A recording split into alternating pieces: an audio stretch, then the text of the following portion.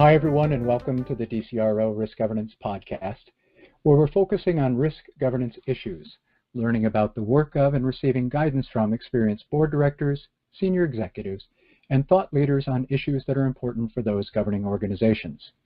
My guest today is Marie-Josée Privyk. Marie-Josée is an ESG advisor with FinCom Services in Montreal, where she works with companies to enhance their ESG disclosures to meet investors' growing demands. She has nearly 30 years of experience in the capital markets, namely as a financial analyst of small and mid-cap companies, as Director of Investor Relations for a publicly listed renewable power producer, and as an ESG integration consultant to both investors and issuers. Marie-Josée is a member of the CFA Montreal ESG Committee, a member of CPA Canada's Value Creation Working Group, the Foresight Initiative, and is a leader of the SASB FSA Credential Community of Practice in Quebec. She also sits on the board of the St. Raphael Palliative Care Home and Day Center. Marie-Josée holds a BCom in Finance from McGill University and a certificate in Applied Communications from Université de Montréal. She is a CFA charter holder and holds the Fundamentals of Sustainability Accounting credential of the Sustainability Accounting Standards Board, as well as the Responsible Investment Professional Certification designation from the Canadian Responsible Investment Association. Welcome, Marie-Josée. Thank you. Thank you for having me. I'm really glad to have you with us today. This is a conversation I've been looking forward to for a few weeks since we first started talking about it, because this is a subject that's near and dear to my heart. So I'm going to start off with something that is intentionally provocative, because I'm sure this is something that you've run into as well. But I want to say, I'm going to make a statement and then ask you a question and get your response. So the statement is this: ESG reporting by companies is mostly about compliance and is thus a pro forma exercise to satisfy the needs of ESG rating companies. In other words, it's seen as a tax on business and not value adding for those businesses. Is this an accurate perspective? Well, I think that I would agree with you that it is a perception, a widely shared perception, I think, by many companies. What I disagree with is that this is actually the case.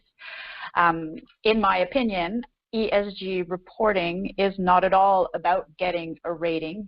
It's about meeting investors' information needs. And we can get into the details of why investors are looking for more and better ESG information and what they're doing with that information. But really, the end goal is meeting investors' information needs. And managing material environmental social governance issues, managing them well and reporting on that is really about being a better company. And being a better company ultimately leads to better valuation. Let's talk a little bit more about this. I mean, the idea that ESG can be value creating for both companies and investment professionals is something I've believed in for quite some time and done some research in this area as well. You've worked on both sides of this fence, for investors as well as helping companies to draw capital from those investors. What is the conversation like when an investor, say an activist investor, approaches one of their portfolio companies and starts asking about their ESG priorities? What's the reception and how are they going about doing this? Before I answer, I think it might be important to clarify the term activist and activist investor. And in the context of responsible investment, in the context of companies that are looking at these environmental social governance issues and engaging with companies on them, it's not the traditional activist investor definition or activity that comes to mind, that we think of when we hear that word. It's really more of a conversation, more about wanting to know more, oftentimes because there is little information being provided proactively by the companies in their reporting, wanting to dive deeper and get more granular about those issues, and in some cases wanting to encourage and drive behavior change, i.e., for companies, investors would like for companies to focus on certain issues that they may not be focusing on, or take more action on certain issues and measure their performance on those issues and drive the better management of those issues. And when we're talking issues, we mean risks and also opportunities, business risks and business opportunities. Investors are recognizing that proper management of these, we'll call them, some people call them extra financial or pre-financial issues, have an impact on the way the company manages its business, on its risk profile, on its long-term prospects, on its reputational capital, on its operating and financial performance. And so better managing those issues makes for better performance, lower risk profile. And so investors are now looking for more information about those issues because they're incorporating them into their own analysis and investment decision-making processes, which invariably involves determining a value for these companies. Well, Nutscher, who had run the Norwegian Sovereign Wealth Fund, I think was one of the early advocates of this for investment performance. And I see other sovereign wealth funds and responsible investment portfolios emphasizing this. So when you try to delineate between what we might think of as a traditional activist, is that the delineation you're making, or are you thinking of activists in the traditional sense as those that try to come in and change a board so they can, extract some short-term wealth? Yeah, exactly. It is not that definition, and I think that's one of the misconceptions that maybe a lot of companies have, is this fear or concern that people that are, investors that are involved in ESG or responsible investment are traditional activists, and they're seeking to, replace the board or change company strategy or, take over and sell it off piece by piece, generate a quick return, and then move on. And that's really not what responsible investors are seeking or doing. They really are. It's really more of a perspective of long-term investment and helping the company develop better practices to make for a better company, and ultimately make for better long-term returns for those investors. So a much more collaborative, much more conversational, long-term engagement. Obviously, investors and active investors in particular can always vote with their feet.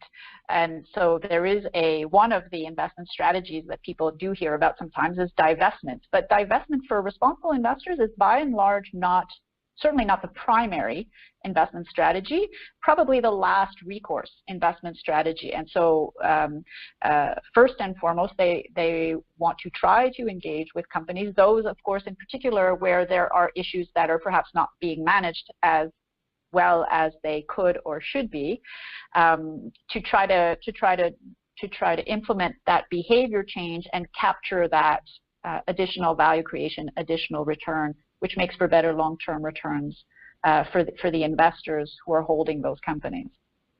And a colleague of mine, Bart Madden, we serve on the advisory board together at a place called the Center for Advancing Corporate Performance. He's just written a book called Value Creation Principles, and I think his point is similar to what you were saying.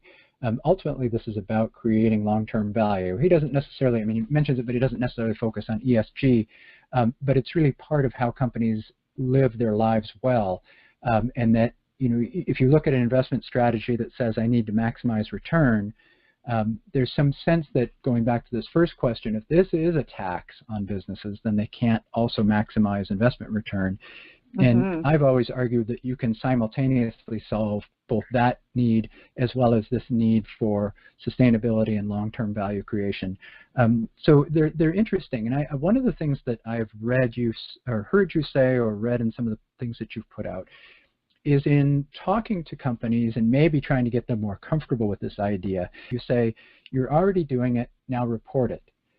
So part of my question next to you is, if there is ESG adoption that's happening at companies, who is it that's driving that? And if you can get them to understand this mindset that you're already doing it, and you're just really about reporting it, who is it that's the primary driver? Do you have to go to a chief sustainability officer, or is it at the board or the CEO level? So great question, and maybe before I answer that question, back to your reference to when I say you're already doing it now reporting, actually reminds me that maybe it's a good idea to spend a little bit of time of clarifying what do we mean when we talk about ESG issues, in particular material ESG issues, because in relation to this aspect of value creation, in relation to, an investor's objective of maximizing return, and are the two mutually exclusive, or actually are they mutually beneficial? It's materiality is the key determinant that makes the difference. And back to your first question and referring to it being a tax, and getting an ESG rating is a tax. Because I happen to think that it is value creating, and we could talk about how I see that happening, I would suggest looking at it as an investment rather than a tax. It's an investment in being a better managed company with better long-term prospects and a lower risk profile. So is that being driven, if you can get to that place, which I agree with you, I think is a really important change in perspective. If you can get to that place, do you find most success in getting there at the board level, CEO level, or does it come from a little bit lower in the organization? Yeah, so if you're asking me who's doing sustainability or ESG within a company, pushing for ESG adoption, where it sits in a company, which is a question that often comes up, is where should it sit and who's doing it? The answer is it depends, and it can be a variety of different places or departments. It could be a sustainability department, it could be communications, it could be investor relations, it could be finance, it could be increasingly the corporate secretary because of the connection to the board.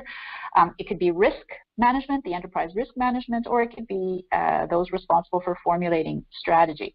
If you're asking me who should be driving ESG adoption, that's a different question. It definitely, in my opinion, should be the top levels of the organization, i.e. the board and the C-suite. In particular, the CEO, because I think he is ultimately the one who's accountable, and he needs to be conversant, fully conversant about sustainability as it is integrated into all of the different processes and mechanisms of the company. But when you talk about, overall governance, when you talk about risk, when you talk about strategy formulation, when you talk about not only managing but also reporting and accountability for the company's performance, all of those things are board responsibilities, and therefore ultimately sustainability, ESG, is a board responsibility. Yeah, so when we get to the should, I think that's important for goals and objectives, is to see where you'd ultimately like to get to. And I think that you touched on this just a second ago about materiality. And I've also read somewhere where you've written that there may be 20 to 40 issues that are important for companies when they look at their ESG factors. Let's call them factors instead of ratings. But that tends then to drop to, say, maybe 5 or 6 that are crucial for each company. Do those 5 or 6 vary by industry, by company, or are there any universal elements that boards, as they walk into the room, say, I need to know these things about our ESG initiatives? Is there any commonality, or is it specific to each company? Great question. And so, short answer, and then I'll elaborate a little bit. Short answer is specific, industry specific, and ultimately company specific. Absolutely, because materiality is about the issues that matter the most to your operations and your financial performance, to your ability to conduct your activities on a for-profit basis. Over the long term. And so these tend to be, specific to the nature of your activities, and also to the nature of the company. And I can quickly reference, the Sustainability Accounting Standards Board having done a lot of work, a lot of fundamental analysis to try to identify a core set, by no means exhaustive, but a core set of issues that are specific to an industry, and to help drive reporting of comparable information to allow investors to have better and more reliable comparable information with which to analyze different companies. Having said this, I think there are certain issues that all companies do face and therefore should address, and some examples would include cybersecurity or diversity and inclusion. I don't think there are many companies today that don't have any form of technology that may expose them to cybersecurity risks, and I don't think there's any company today that has no people in it and therefore would not have to be concerned with and to address diversity and inclusion issues. And then there are some what I call system level risks or opportunities. that all companies also need to address. And the example there, par excellence, is obviously climate change. And what's important to know about climate change is that it's not just about the impact that companies can have on climate change. For example, those that either have high levels of emissions or that produce products that have high levels of emissions when they're consumed, but also the impact that climate change can have on companies. And in that respect, all companies are potentially affected. So there are a number of companies that try to give us some transparency into whether companies that we might invest in or provide capital to are addressing ESG issues. And they take a lot of different approaches. Many of them ask these companies to complete questionnaires, which again I think is part of where this mindset might come in, that this is a burden or a tax. But one of the things that was brought up somewhere I was reading about this, and I don't remember exactly where, but there's the potential here too that through this process of answering these questionnaires, companies might run the risk of disclosing material non-public information. So our argument is that this ESG focus and this ESG information is material. But how do you see companies completing forms like this and then also avoiding this potential problem of disclosing material information but not in a public way, something that's ultimately blended in with a generic rating or a rating that comes out from one of these entities? Mm-hmm. So you're absolutely right that there is this proliferation of third-party ESG ratings firms, and why is there that proliferation is because of this growing need that investors have for ESG information, and these are firms that are trying to meet that need. And what they provide is an assessment of a company's ESG performance boiled down in typically a single rating or a series of ratings. ESG ratings can essentially be divided into two categories based on how they collect information from the company. So there are those that only use publicly available information in corporate documents, and then there are those that send companies those detailed questionnaires you referred to about a variety of ESG issues. And just quickly, important to note that pretty much all of the ratings agencies, both of those types of agencies, use a combination of company-specific, company-sourced information as well as externally sourced information, so things like articles and social media posts and things like that. Right. So in addition to the fact that there is now such a thing as questionnaire fatigue, referring to what you mentioned about companies getting growing numbers of these different questionnaires, and the problem is that no two are alike. They ask different questions, sometimes about the same issues, sometimes about different issues altogether.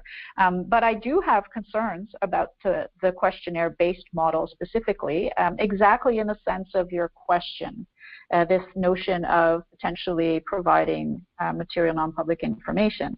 Because in responding to questionnaires, companies may indeed be providing information that is not public, and that's definitely the case for any company that doesn't have any kind of sustainability reporting, which is the case of the majority of medium-sized companies or smaller.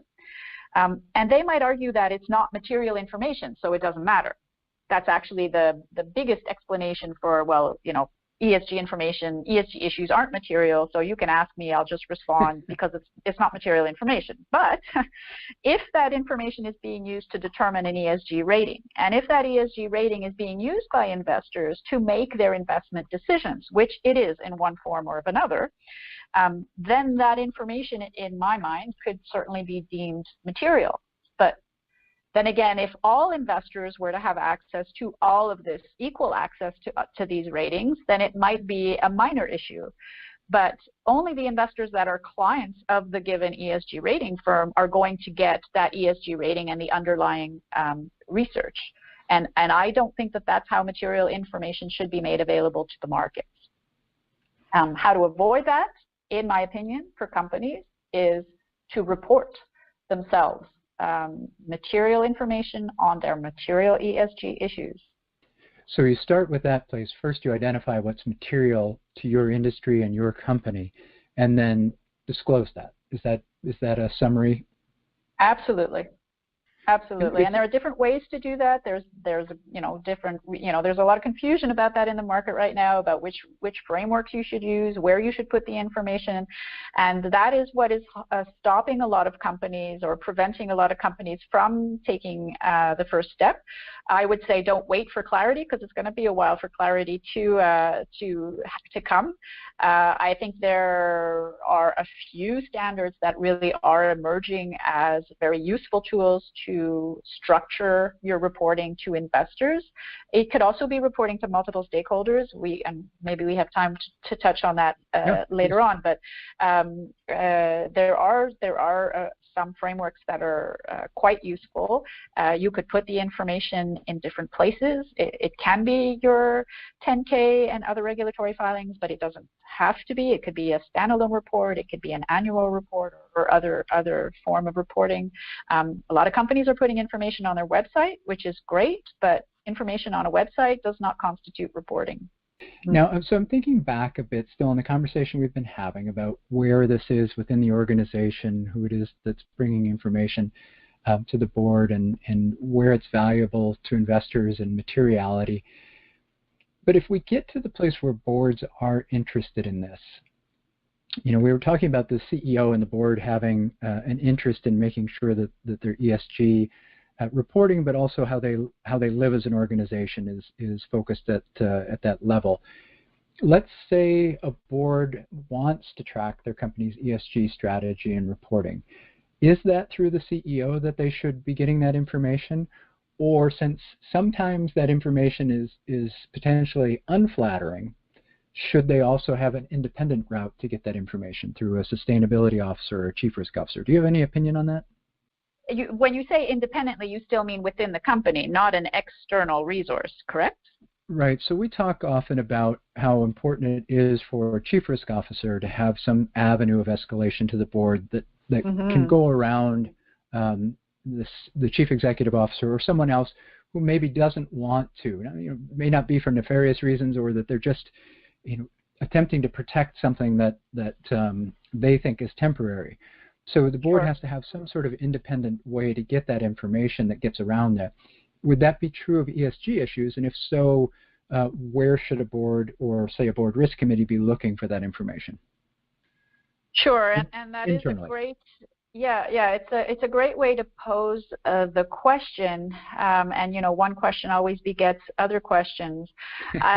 Ultimately, I see the CEO's role as being the one who is ultimately accountable for everything that happens within the company. I understand the mechanism for driving up information to the board. I would say the best way to do that is to have a formal process in place. And by formal process, it's enshrined in policies, processes, and also reported on as these are the mechanisms by which information flows, down to the teams, and then up from the teams up all the way through the executive committee to the board. If it can, I don't think it should sit solely with the CEO. It should definitely sit with the executive team. And the other comment I would make about ESG more broadly is that ESG is the quintessential silo breaker in a company, because it should not sit with one individual or even one department. This is not just a communications thing, or just a legal thing, or just a finance thing. And it requires collaboration between different departments, and that's also true at the executive level, and it's equally true at the board level. It's not the purview of a single board member; it's the purview of the entire board.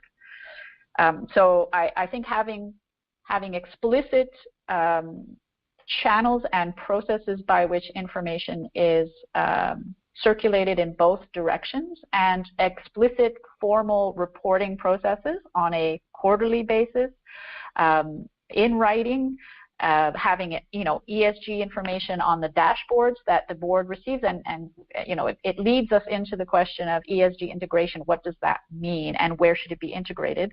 But it's part of the dashboards, it's part of strategy formulation, it's part of the enterprise risk management, and so it will find itself in all of the different tools that the board should be receiving, if to allow it to track. And the other question it leads to, and I'll try to be very quick about it, we'll dive deeper if we have time, is this notion of the information may not be very flattering. And, you know, managing material ESG issues is about managing material business issues.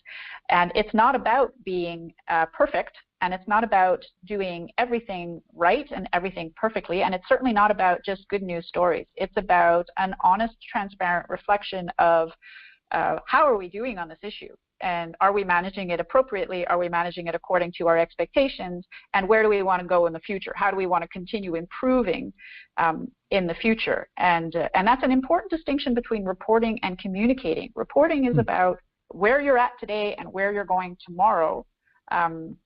It's not just about the good news stories, and it's not about avoiding things that are perhaps not going well, because then if you're not addressing them, you're not addressing your risks, and risks can turn into crises and certainly turn into value destructing events or activities. And we just have a couple minutes left here, so let me ask you one last question, because we're looking at something that board members may not be comfortable with yet, or organizations may not be completely comfortable in terms of reporting. You hinted at that a little bit earlier. Mm-hmm. Is there somewhere, a region of the world or an industry or a group that you could point to? I know you'd mentioned SASB earlier, but I'm thinking more in terms of other businesses. Mm-hmm. Is there a region of the world or an industry that you would guide board members to in terms of their leading practices? They're the ones who are setting the standard that others can mimic? Mm-hmm.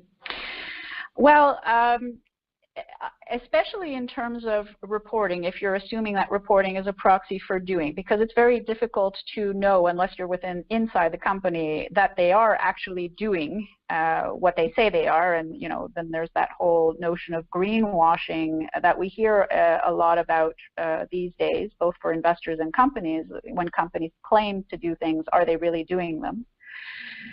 If you're using reporting as a proxy for doing, I think that one of the leading regions in the world is definitely Europe. They've been at it for longer. They have sustainability ingrained in their culture more deeply than I think anywhere else in the world. That's not to say that it's not happening everywhere else. I think other regions are moving quickly, catching up quickly.